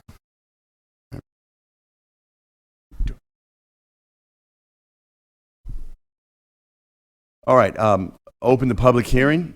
Is there anyone to speak for or against this? Yes. We have two amendments. I can go ahead and read those while the public hearing's open in case anyone wants to decide they want to talk about it. Yes. Okay, the first amendment is section 405.01. So let's see. This is because of the ordinance we adopted previously about the Galvaloon fence, adding in Galvaloon fencing. So it will read, incorporated changes from ordinance number 26-06 is the ordinance we adopted, adding Galvaloon fence as an option that they can use. Let's see, and it also says, yeah, that's the only change from ordinance 26-06. And then the other one is the section 704.09, and that was just amending, it was referring to section 1-8 in this section. They had to clarify that, and that was also, I think, from an ordinance we adopted as well. So when we codify the ordinances, they take the most up-to-date ordinance we adopt, and so if we didn't amend this in this UDC, Municode would not reflect these changes. Right. We'd have to redo them. Right. Okay. Card. Yes. Do you have a card? Clemens. Mr. Clemens, Planning Commission member. Brian Clemens, 34348 Robbie Lee. as stated, I'm a planning and zoning commissioner. This code is part of a whole. It's something we started several years ago when we discovered that portions of our zoning map were not actually legal. So we began a process to fix that. And it was a big process. First thing we had to do was update the master plan. That was a big deal. We all worked on it for a number of years. Then we created our zoning maps. All of this was done following state and federal laws. And it wasn't easy. It took an immense amount of time. Once that was completed, we began to adjust our ordinances, okay? Now we're here to update the UDC, the Unified Development Code. If this process were likened to a tree, and say the whole process is a tree, well, the master plan is the trunk. The zoning maps are the branches, the ordinances are the twigs, and this UDZ are the leaves. Every part is vital to the health of the total, but it must be built in the proper sequence. This is the last piece. Our UDC has existed since our home rule charter was written. This is not a new UDC. When we created our home rule charter, those original codes there were the components of UDC. What we're doing here is amending the UDC. Bits have been getting updated to reflect ordinance changes all along. Every month or two or three, y'all have been adjusting the UDC when you're making these minor changes. Yeah. But now we have some more substantial changes because of the change in the master plan, the ordinances. So now we need to update the UDC in a larger measure, more so than normal. But this is a normal thing. It's not huge. We've been doing it all along in bits and pieces. But it's a bigger piece now because of the change in the master plan and the ordinance for zoning. Again, it's not a whole new UDC. It's only a relatively small part being amended. But to affirm the recent changes in zoning and ordinances, this needs to be accepted. Yes, it still needs work. It always will. Mm-hmm. Every single month, we'll be adjusting a little piece here and there. Always have, always will. To this end, I recommend we appoint a committee to review the UDC for the multitude of small 1, 2, 3, 4 word changes that we still need to make. The problem is we've been doing this by committee. And I know I'm about to run into a time bind. With 6 different committees, it is bouncing back and forth like a ping pong ball.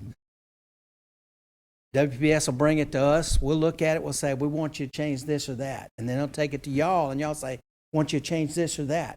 So we're changing each other's changes. We got to stop this. And the only way to do it is to drop the hammer down. I think the ordinance committee is going to be a really good place for that. Yeah. So if we I'm can going to finish bring up it real there. quick here. All right, I'll give you a couple more seconds. I do ask you to accept these changes, continue to make further necessary changes in the future. This UDC is the culmination of our zoning effort. You all know how much of myself and how much others have put of themselves into this. It's not small. Like zoning, this is not carved in stone, but we have to start somewhere. Right. And I'd like you to pass this tonight. Thank you, Mr. Clemens. Anybody, any more cards? Anybody else wish to speak on this? With that eloquent description and his own point as well. Chair recognizes Mr. Goff. I have a motion is what I have. I don't need recognition. I have a motion that we go ahead and accept. He needs to hurry up. Where's Billy at? Okay, we're gonna. Ow! All right, we need to close the public hearing. Okay, Mr. Goff. A motion to make the amendments to the Unified Development Code that were just listed in the public hearing. Okay, do we have a second? I would love to eloquently make the second for that motion. Okay, we have a motion by Mr. Goff, fellow seconded by Brian Clemens, eloquently by Mr. Wascom. Any discussion? Ms. Sandifer? Okay, so I have some questions, and I was unable to get my questions answered because I am not able to communicate with WSP. And so it does hinge, my vote does hinge upon how this will be answered, and I need a minute to unpack it. I'm asking WSP, I'm asking you, whoever can answer these questions for me. So y'all know that I'm a stickler for waivers, and I'm very concerned about Section 703.04 and the waiver and what it states. And so just Part A says, I'll read it to you, the appeal board, as established by the community, shall hear and render judgment on requests from variances from the requirements of this division. Who is the appeal board? I'm going to get to that in a minute. No unelected person can render judgment on something like this, but let me unpack it all, if you don't mind, Mr. Nasser. So I move on to trying to figure out who the appeal board is, and I go to Section 11, and it talks about amendments to the Unified Land Development Code and the process that needs to take place in order to amend it. Now, if I want to go back and amend this waiver section, there's a process that we're getting ready to adopt that is going to be in play. That one, I don't show where the changes were made. What I was given on January 13th has been amended twice, and these changes are not in here. And so I'm going to move along. As I understand it, in order to amend the Unified Land Development Code, it has to go to the Planning and Zoning Commission and be published, put out for publish for 3 consecutive weeks. Then it has to move to the council level and be published for 3 consecutive weeks, and our ordinance for 14 days to pass an ordinance. And so then I go back to the appendix in the back of the book, the Board of Appeals or the Board of Adjustment, and it said this board consisting of 5 members appointed by the governing authority of Livingston Parish, the Livingston Parish Council, as provided in Louisiana Revised Statute 4780.46. The Livingston Parish Airport District shall serve as their Board of Adjustment. And that there's some ambiguous language there differentiating those two. So I am concerned about, this document. It's a doozy. Hey, my name is Max Nasser. I'm a Senior Vice President with WSP. I've been following this process all along, and I want the council to know that we have addressed thousands of comments from the council, from stakeholders, from the task force, from the Planning Commission, everyone else. I'm only saying that so that you know what effort went into this, and we haven't ignored anything. Relative, Ms. Sandifer, to your comments, what you have in front of you is a complete document. Anything that is in that document that any of the council members don't agree with, we take no issue with that. The proper procedure is for a council member to make a motion to amend the document that's in front of you to change it to what you want it to be. And that's, at this point, that's in your court to make those amendments. So relative to who that appeals board is, we're not going to tell you who's on your appeals board. You decide who you want on your appeals board. Mm-hmm. That's something for you to decide. At this point, we feel that we've given you the best proper advice, or the proper advice based on best practices. Some of the comments you just made, I'm going to ask Nathan to address, because my understanding is those items are in your existing code. They're only restated in this one. Okay, if I can interject here. Yes, ma'am.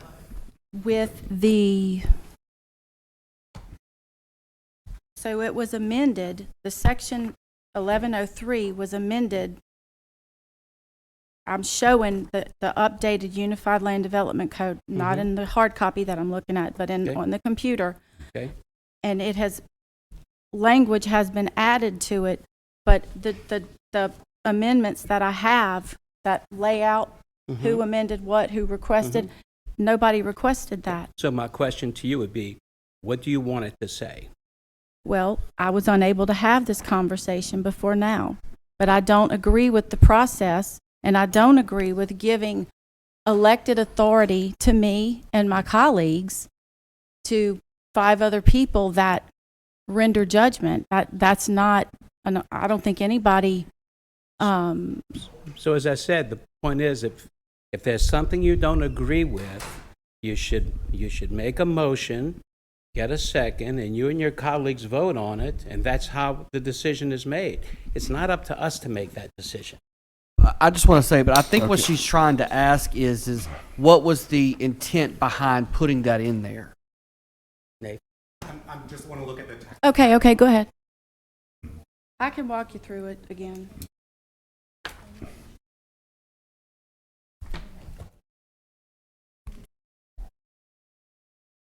Mr. Coates, you can speak as soon as he's done.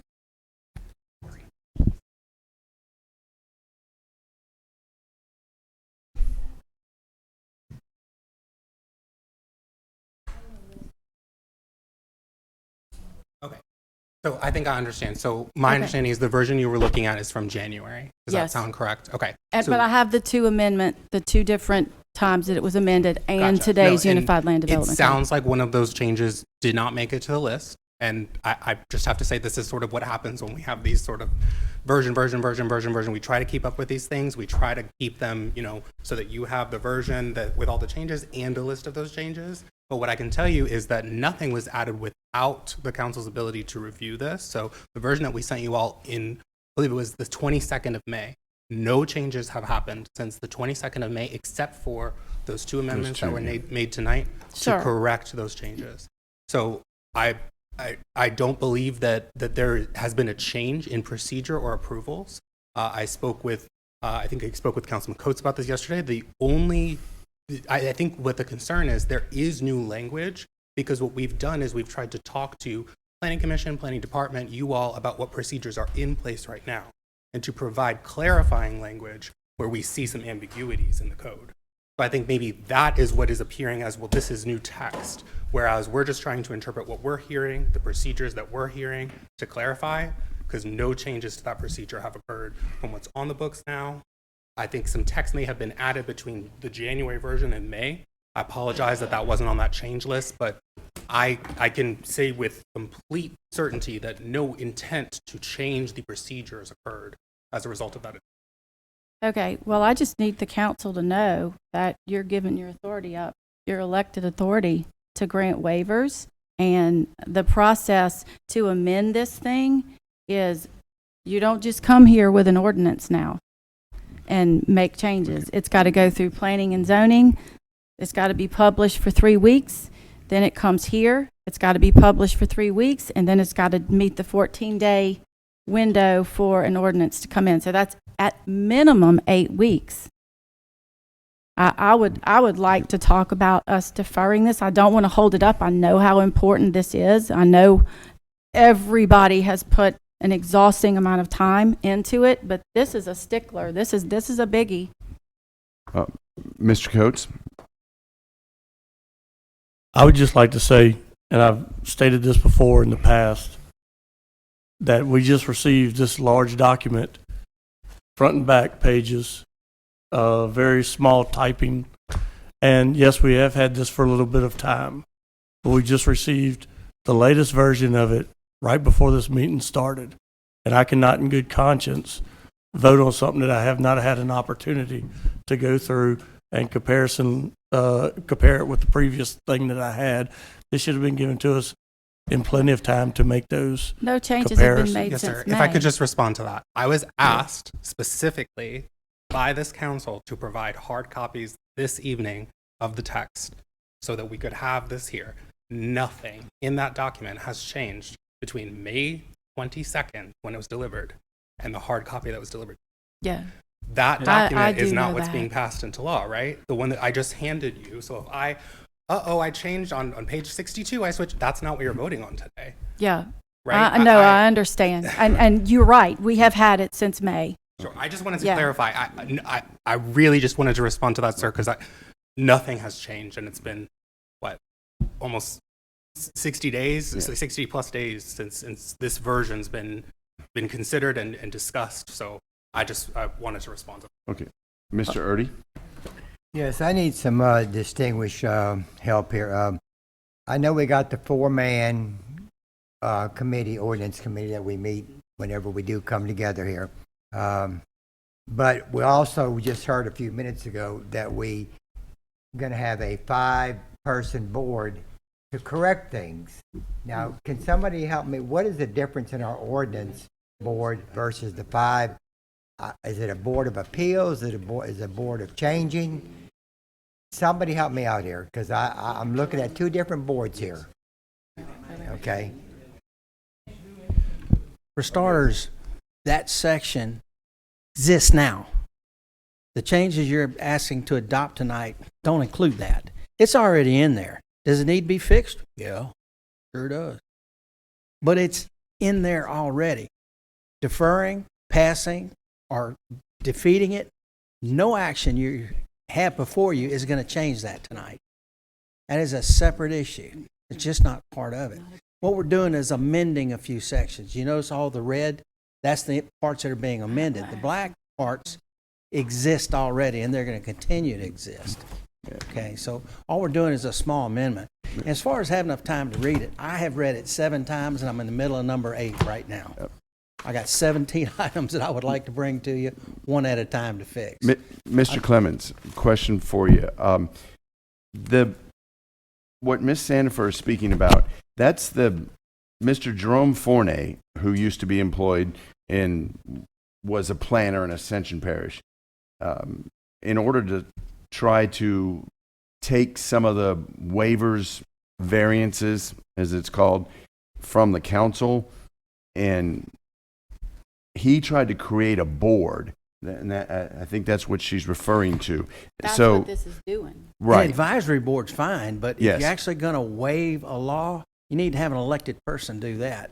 You can't Right. have appointed That's not people. what this says. But though. I agree. It I agree. says it goes However, back to the board, to in, us. in our home rule charter, if you read the home rule charter says that anything that we put in our code that isn't legal is not going to hold force, but it doesn't disqualify the rest of our home rule charter. Right. This is probably one of those items that we But can't use it. My issue is, and Mr. Moody, God rest his soul, said it so many times, if it says it and it's not in agreement or jives with state law or some higher authority or there's a conflict, it is until somebody challenges it. It is until somebody challenges it. Okay. Mr. Irving Okay. wants to say something. Can you, Mr. Clemens? I will try to make some order out of this. There is no administrative board in Livingston Parish that can waive the existence of an ordinance. Right, it's a council. It's a board put It together is- by the it is Livingston Parish Council. A board in Livingston Parish, under the plan of government, does not have authority to take any legislative action. So the appeal panel that this is talking about would not have authority to take any legislative action. What would be looking at is a situation where there's no law on point. But what I would suggest to you, you can solve this problem very easily by just not appointing the board until you get the thing like you want. I think we point ourselves as a board, and that solves the problem. Okay, but until who? we can digest it. So, Who? Who? Okay. the council. In Yes. other words, if there is a legitimate concern about this board or this committee, we move forward and we appoint the whole council as the advisory committee. And then that solves it until we can get to a point, because we are the only ones, no matter what that paper says, we're the only ones that can actually change or adjust the ordinances. And I know that took a little time for some people to digest, but that's just the way it is. So this advisory is simply that, it's an advisory. They can't make any ordinance changes. So I would just simply say, if that is a legitimate concern, it sounds like it is, then our next action would be to appoint that at the next council meeting. We appoint this council as Our the whole advisory council. committee. Yeah, the whole council. as the Okay, can advisory we go ahead committee. and put that on the agenda? Yeah. We got to go through planning to do it. That's No, not what not the to code amend it. says. That's not what the code says. Okay. This is not an amendment to the ordinance. What this is a political decision of the council about how it's going to take action that is provided for in the ordinance. Yes. And the council, by resolution or whatever, can decide that it's going to serve as the body, this appeal body, or it can decide that it's not going to appoint that appeal body until you get the ordinance like you want. The original intent of this was to try to take some of the load off the council that for things that are totally mundane, don't change any existing law, and just try to make some provision for some of these things that come up. And, you know, if you don't want to do that, that's fine. But, you know, that was the only thing that was intended, was to try to take some of the load off the council about, for things that don't really matter. Right. That was one of the first things Mr. Waivers Fournette matter. I appointed. mean, we've had some very in-depth discussion about one tonight. So, but I do have a question. All right, If we can adopt Mr. this, Let Mr. Shavers have his time. if we do, okay, I now lost my train of thought. Okay, if we do adopt this, we're not in compliance with it if the whole council is on this committee. It's a 5-member board. If the 5-member board is going to consider anything that would change an ordinance, it's got to come here, because this is the only body that can change the ordinance. Okay, so to that point, I don't mean to cut you off, Sure. but to that point, if this is a concern and a wish, then we simply change that, amend it tonight to say instead of a 5-member board, it'll be a 9-member board that would consist of the council until we come back and we amend it to say whatever we want. Or And that way, all 9 get to be on it. A board appointed by the council. No, It says, the council. It's the council. 703. Okay, it's section 70304, but it has to be made in Article 13 in the definitions also. Well, it's in the definitions. It's 13. And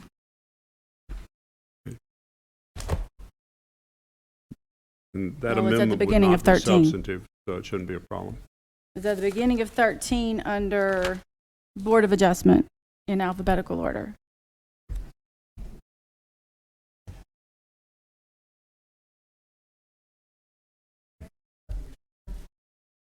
Let's see. I gotta flip it to the new. It just says the appeal board.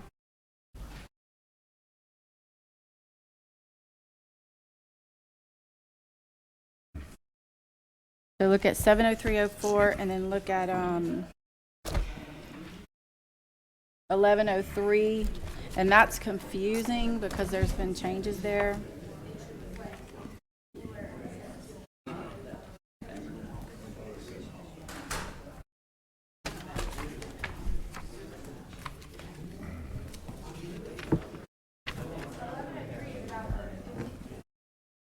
Thank you for being patient with me. Okay. Thank you for everybody for your patience. Okay. I appreciate you too, Nathan. It's in the definitions of 13. It's, let me come down there. Well, I have an organized mess up here. Hey, why don't we Take a recess? Yeah. Let's take a recess. Okay, that's motion. I motion to take a 5-minute recess. Second. All right, we have a motion to take a 5-minute recess. We had seconded it. Ms. Sandifer made the motion. Mr. Goff seconded it. All in favor? Say aye. Aye. Aye. We're in a 5-minute recess. Channel 17, proudly serving the Florida parishes.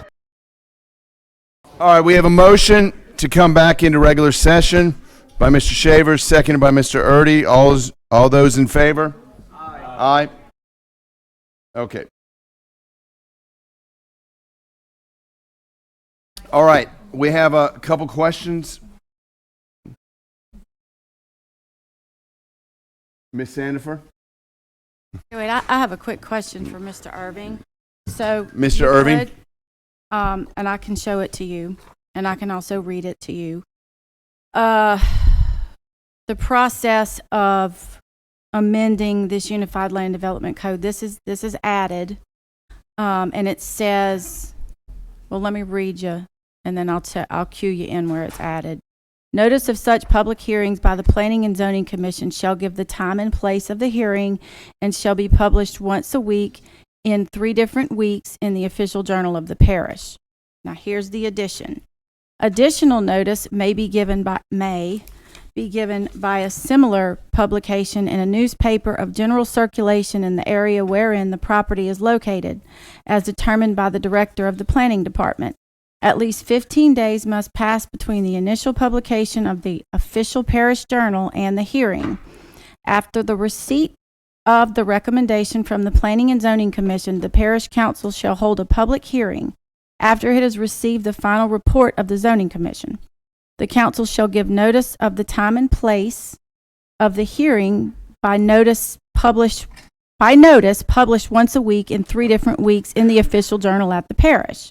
At least 15 days must pass between the initial publication in the parish official journal and the hearing. The council shall also give such additional notice as required for the adoption of the ordinance. Is that parallel with what state law requires, or are we adding to it?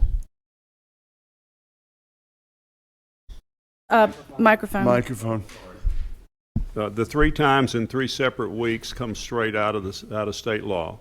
Now, there are some pieces that you could argue about, maybe whether it's subject to that or not, but the feeling was to be sure that nothing happens that creates a situation in the ordinance where it's attackable. Okay. What the feeling was is to follow that procedure, which is the most stringent procedure on all of the amendments, and that way you've got a bulletproof ordinance. So the whole idea is to freeze the dance when this is passed, knowing it's going to be 100 years from now, you're still going to be amending the UDC, and here on, every time there is an amendment, it exactly tracks state law, so there's no procedural attack in what you do. So this is exactly how this. So now we are congruent with what the state requirements Yeah, are. this is exactly what we did when we passed the original zoning. And you remember 2 months ago when we had this conversation and we talked about it would be prudent to amend it every 3 months? And the reason why we suggested that is because you got Mr. Maley, can you get in front of the microphone? Sure. Remember about two months ago when we came before y'all and we said, you know, it's coming up, and when you pass it, you'll have an opportunity to about every quarter, about every 3 months, to gather your amendments up and advertise them and then pass it. You know, the idea, somebody brought up the idea, we could amend it every 2 weeks. Well, probably not, because you got to do the advertising. So the point is, you gather up what you want to change with regard to the big document, and you change it on a periodic basis. And you do your advertising, you line it up, you get organized, put your amendments together, you advertise them to the public, give the public a chance to comment on it, everybody a chance to digest it, and you roll. So, but we can amend it now, though. That part of that appellate procedure, like I said, it's not new. That's state law, and that's how y'all been doing business for a long time on big substantive things. What you're used to is you're used to changing one little law at a time. The way without the UDC, you're used to just being able to every council meeting put something on the agenda and change it, and that's your muscle memory, I think. Yeah. The deal. And this is a change. This is different. It's a different strategy on doing it. The bigger things, like Steve said, maybe not the smaller things, but that wouldn't be controversial. But the bigger things, you're going to have to follow that procedure if you adopt the UDC. What I'm trying to create for you with this is a unified development code that if a landowner walked in, and I'm just using me as a hypothetical situation, but somebody knows as much as I do, if a landowner walked into my office and said, I don't like this that they did and I want to attack it as illegal, that the lawyer would have to tell them, no, I'm sorry, there is no attack to that. I mean, how many times you've been sued for zoning issues since we've been doing this? Okay, thank you. I'm going to need help with these amendments. Because if we amend it now, we don't have to go through the whole. That little amendment is not substantive. that was just discussed, and those two little amendments, none of those are substantive. I don't think that's a problem. What you're doing is you're introducing it tonight. It's going to be advertised, and you're going to have a hearing when it comes up. So I don't see a problem. I know it's not introduced tonight, Okay, it's you're up for adopted. final pass? All right, I think you're still good. I don't think they're substantive. They don't affect any landowner's right. Okay. Mr. Maley, do you concur? Look, I would tend to agree with those two amendments, and the only reason. Sorry. The only Marty Maley, and the only reason why we were reluctant to move that goalpost was because we have been consistently saying for about 3 months that y'all really should adopt it. And then if you have amendments in the future, like you said earlier, 100 years from now, you're going to be amending this thing. If you have amendments in the future, then you get organized, you put your amendments together, you advertise your amendments, and you make those changes. You know, do I agree with Steve on those two amendments? Yes, but I also want to make it clear that if you allow those two amendments, then are you doing honor to all the rest of the folks that had ideas that they wanted to introduce that they stood down on and held back on and didn't do it? That's the only caveat to that. I think you can get away with doing those two amendments, but you're not. Doesn't seem like you're being real fair with the rest of your brothers and sisters that had ideas and they wanted to change it and wanted to follow the rule, and you're going to do those. The more prudent thing to do would be to pass the thing tonight as it is and set up all your amendments for the next quarter, for 3 months from now. Or you could just not pass it tonight and wait 3 months and pass it. You know what I mean? I mean, what you got to pass it at some point, I would think. You've got too much invested in it, and the parish is expecting you to pass it. And it is a good thing. It's not a bad thing. It's a good thing. So anyway, chicken and egg. You could do it either way. That's right. So one of the things that was discussed at the recess part, Mr. Dugas brought up, I thought was a great idea, and that I mentioned to Ms. Sanford, is that with the committee or that advisory board, if we just don't do it, we don't appoint them, they don't exist, and it automatically comes to the full council. So if we adopt it tonight as it is, and then just don't set that committee up So let's just until strike we that do committee. the adjustments. Let's strike the committee. I'm comfortable with that, if we can amend it and strike that committee. But we don't have to appoint it. It can be in there and stay in the language, and then we might want to. Yeah? Yeah, let's strike the committee. So I can make a motion to amend the language of the,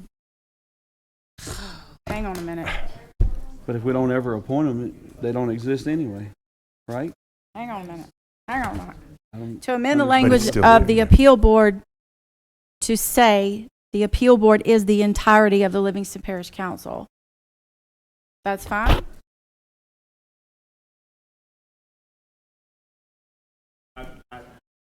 I don't see a problem with that. I don't think that's substantive. There's still an appeal board. If you did away with the appeal board, I don't know that that would be substantive, but it doesn't affect any landowner's right to have the Make a council motion. be that board. So I think that's fine. So let's define the appeal board as the council. To define the appeal board as the council?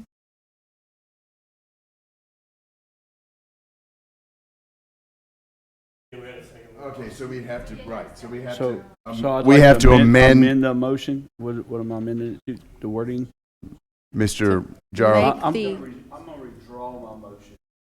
Okay. And we'll just start. I thought I had a motion. No, we had Mr. Goff and So, and okay. Mr. Wascom. Do you withdraw your second? Okay. All right, what is the motion now? You need to make the motion to make that amendment. I'll make the motion to All three of them. make the Well, we amendment only that, get two.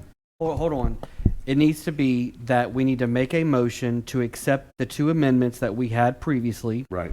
And if we need to state those again, we can.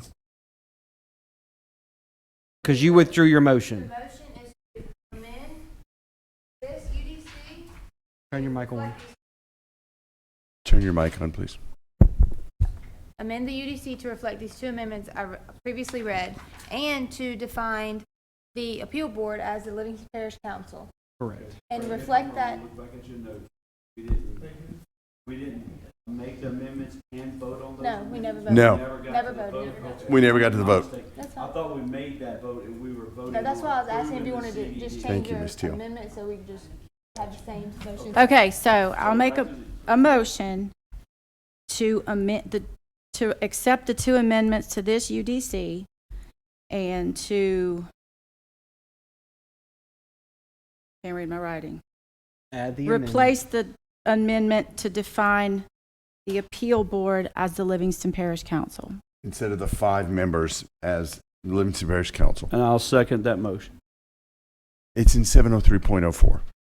It mentions the advisory board has Don't 5 say members. 5 members, just say appeal board. Just, yeah, just appeal board is fine, Okay. right? I think appeal board is fine, yeah.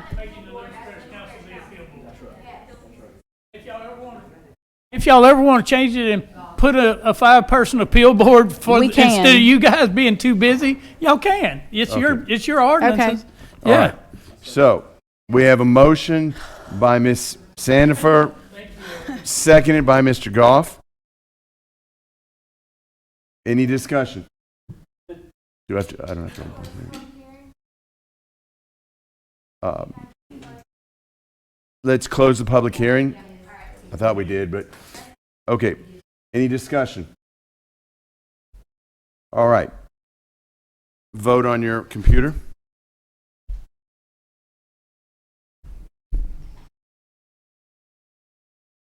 Okay, that passed 6-1. The nay being Mr. Coates. Thank you. Okay. I'll make a motion we accept the UDC code as amended. Okay, we have a motion to accept the UDC code as amended. Do we have a second? Do we have a second? We have a second by Mr. Wascom. Any discussion? I would like it to be noted that we put it on the, for it to be looked at in 3 months for amendments. Like, go ahead and set a date on calendar for the ordinance committee to look at it in 3 months for any. Mr. Clemens said he had some changes, and like Mr. Moody. We're probably going to be amending it. Exactly. So let's go ahead and set it in. Let's go ahead and set it in stone. 3 months. We're gonna come up. Make it a standing item, line item on the agenda for the ordinance committee. Yeah. Okay. All right. Okay. Vote on your computer. I don't have to open here or anything. Okay. Vote on your computer.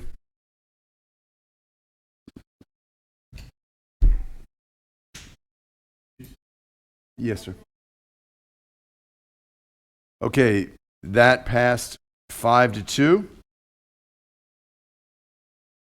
We now have UDC. Wait a second. We still have parallel laws, so now we got to go to 19. All right. Ready for item 19. 18, yes. Public hearing and adoption of LP Ordinance 2614. Read by title, please. This is proposed LP ordinance number 26-14, an ordinance to rescind Part 3 Land Development Code consisting of chapters 100, 105, 110, 115, 117, 120, 125, 126, 127, and 130 of the Code of Ordinances for Livingston Parish, Louisiana, in its entirety. In addition to provisions of the Code of Ordinances of Livingston Parish, Louisiana, insofar as they regulate land development matters. Okay, well, open public hearing. Anybody here to speak for or against this? All right, close public hearing. Do we have a motion? I'll make said Mr. motion. Wascom makes a motion. I'll second said motion. Second the motion. Any discussion? There being no discussion, vote on your computers.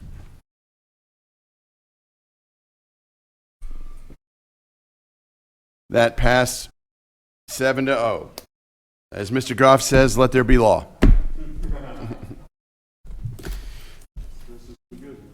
Okay, now moving on to number 20.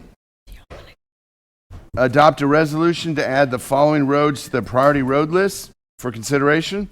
We have Oregon Street, located in the town of Livingston. That's by Mr. Lonnie Watts. I'll make that motion. Thank you. Would you have a second? I do. Motion by Mr. Shavers, second by Mr. Goff.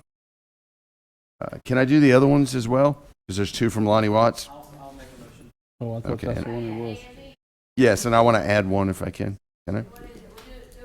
Yes, I want to add, I thought it was already under there, but I'm not. Drakeford McMorris. I thought it was, but a board member contacted me. Okay, we're going to add it if it's not on there. Okay, we have a motion by Mr. Shavers, seconded by Mr. Goff, to approve Oregon Street, located in the town of Livingston, Illinois Street, located in the town of Livingston, and Drakeford McMorris, located in Council District 6. Any discussion? Vote on your computer.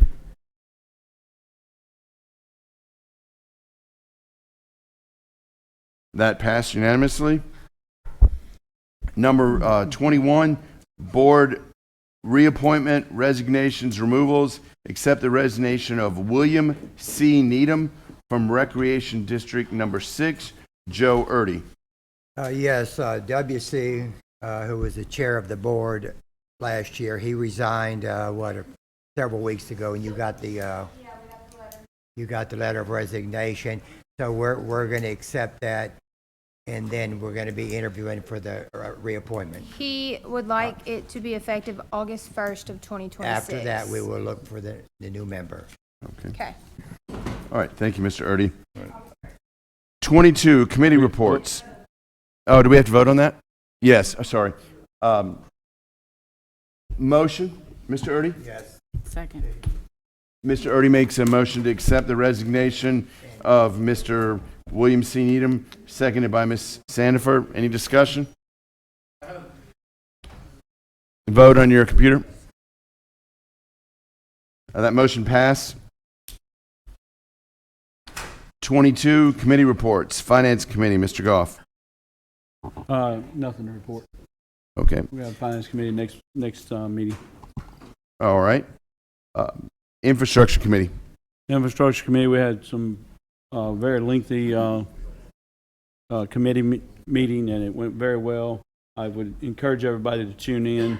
There was some discussion that I'd like to bring up about Cook Road, and they're doing kind of a final walkthrough on the 28th, 27th, and then hopefully a lot of those things have been being addressed as they work to this. And if everything goes good on that final walkthrough with all parties, we should be seeing an open Cook Road shortly thereafter. Are we going to do a ribbon cutting? I think we should. Yeah. Make sure that you have the construction equipment out of the road. All right. Ordinance Committee, that was me. We're going to meet again hopefully next week or the week after. And let's see, District Attorney's report. Nothing to report. You sure? Because this was a long meeting. There may have been things that happened. 24, Councilman comments. Yeah, real quick, the Grays Creek Bridge, Highway 16, Pete's Highway Bridge is under repair, so Pete's Highway shut down right there at Grays Creek. So from Walmart, if you want to, you have to use Range Avenue or cut through Shadow Springs to make that little loop. So I suggest don't do that, but hopefully it won't be too much longer. I was hoping that Cook Road would be done before that bridge got closed, but it's not. So it won't be much longer. Bring it up with Mr. Duga.